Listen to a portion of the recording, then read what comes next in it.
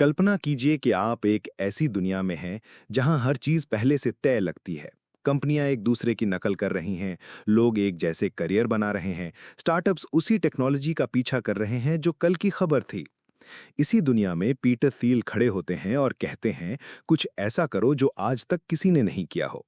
और यहीं से शुरू होती है जीरो टू वन की रहस्यमयी और झकझोर देने वाली यात्रा।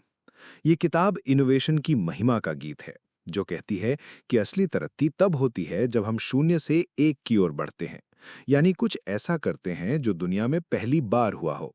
इसे Peter Thiel going from zero to one कहते हैं। अगर आप किसी मौजूदा चीज की नकल करते हैं तो आप बस एक से एन तक जा रहे हैं।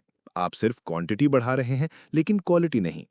लेकिन जब आप शून्य से शुरुआत करते हैं, तब आप दुनिया को कुछ नया दे रहे होते हैं।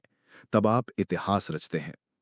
पीटर थियल हमें समझाते हैं कि कंपटीशन यानी प्रतिस्पर्धा केवल भ्रम है। असली मूल्य तब आता है जब आप अकेले खड़े होते हैं, जब आपका कोई सीधा प्रतियोगी नहीं होता। वे कहते हैं कि महान कंपनियां मोनोपोली बनाती हैं, ना कि प्रतियोगी। ये सुनने में थोड़ा चौंकाने वाला लग सकता है, लेकिन फील इसे इस तरह समझाते हैं। मोनोपोली का अर्थ है कि आपके पास कुछ ऐसा है जो बाकी दुनिया के पास नहीं है। एक यूनिक आइडिया, एक विशेष टेक्नोलॉजी, एक ब्रांड जो ट्रस्ट का पर्याय है, या कोई नेटवर्क जो खुद ब खुद बड़ा होता जा रहा है। और यही असली पावर है। क्योंकि अगर आप बस दूसरों की कॉपी कर रहे हैं, तो आप हमेशा रेस में पीछे ही रहेंगे। किताब बार बार हमें एक ही बात पर लौटाती है, सीक्रेट्स यानी गुप्त सच। फील मानते हैं कि दुनिया में आज भी अनगिनत ऐसे सीक्रेट्स हैं जो बस इस इंतजार में हैं कि कोई उन्हें खोजे। उनका मानना है कि महान एंटरप्रेन्योर्स वे होते हैं जो ऐसे सीक्रेट्स खोजते हैं और उन्हें अपने प्रोडक्ट या सर्विस में इस्तेमाल करते हैं। वे कहते हैं, अगर सब कुछ पहले से जाना पहचाना है तो उसमें कुछ नया नहीं हो सकता।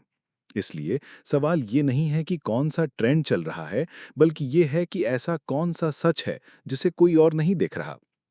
थील अपने अनुभवों से ये भी बताते हैं कि कैसे बहुत से स्टार्टअप्स गलत शुरुआत करते हैं। वे मानते हैं कि लीन स्टार्टअप मॉडल यानी जल्दी शुरू करो जल्दी फेल करो पूरी तरह सही नहीं है। उनका कहना है, सोच समझकर, दूरदर्शिता के साथ लॉन्ग टर्म प्लान बनाकर चलना ज्यादा असरदार है। एक स्टार्टअप को शुरुआत से ही ये पता होना चाहिए कि वो कहाँ पहुंचना चाहता है और वहां पहुंचने के लिए उसकी रणनीति क्या होगी। सिर्फ ट्रायल एंड एरर से इतिहास नहीं बनता, इतिहास विजन से बनता है। जीरो टू वन डिस्ट्रीब्यूशन और मार्केटिंग को भी उतना ही महत्वपूर्ण मानती है जितना प्रोडक्ट को।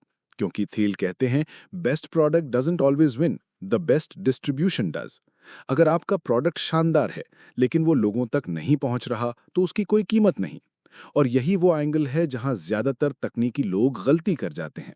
वे केवल कोड पर ध्यान देते हैं, लेकिन मार्केटिंग की ताकत को नजरअंदाज कर देते हैं। पीटर फील इस बात पर भी जोर देते हैं कि आप केवल अपने बिजनेस आइडिया पर भरोसा मत रखो। एक मजबूत टीम बनाओ, एक कल्चर बनाओ जहां हर व्यक्ति का मिशन एक हो, जहां सब एक दिशा में काम करें। वे पेपैल की कहानी बताते हैं, जहां एक छोटा लेकिन बेहद प्रतिभाशाली ग्रुप था जो भविष्य पर फोकस कर रहा था, ना कि सिर्फ आज के कंपटीशन पर। इस किताब में हमें यह भी सिखाया जाता है कि भविष्य तयशुदा नहीं है, बल्कि हम उसे बना सकते हैं। थील डिटर्मिनिस्टिक सोच के समर्थक हैं, जो कहते हैं कि अगर आप गहराई से सोचें तो आप अपने भविष्य को प्लान कर सकते हैं, ना कि केवल रिस्पॉन्ड। और यही सबसे बड़ा अंतर पैदा करता है प्लानर्स और फॉलोअर्स के बीच। जीरो टू वन का हर पन्ना, हर लाइन, हर उदाहरण हमें अंदर से चुनौती देता है। क्या हम भी वही कर रहे हैं जो बाकी सब कर रहे हैं, या फिर हम ऐसा कुछ करने के लिए तैयार हैं जो पूरी दुनिया को चौंका दे? ये किताब किसी स्टार्टअप गाइड से कहीं बढ़कर है। ये एक मानसिक क्रांति है। ये हमें सिखाती है कि नकल में सुरक्षा नहीं, बल्कि मीडियोक्रिटी है। और नवाचार में ही वो ताकत है जिससे व्यक्ति, कंपनी और समाज सब एक नई ऊंचाई पर पहुंचते हैं। तो अब आप सोचिए, क्या आप भी अपनी जिंदगी को एक से एन तक सीमित रखेंगे, बस धीरे धीरे बढ़ते हुए? या फिर आज ही जीरो से एक की ओर छलांग लगाएंगे? अगर हाँ, तो जीरो टू वन सिर्फ एक किताब नहीं, आपका रोड मैप है, आपकी चेतावनी है और आपका हथियार भी।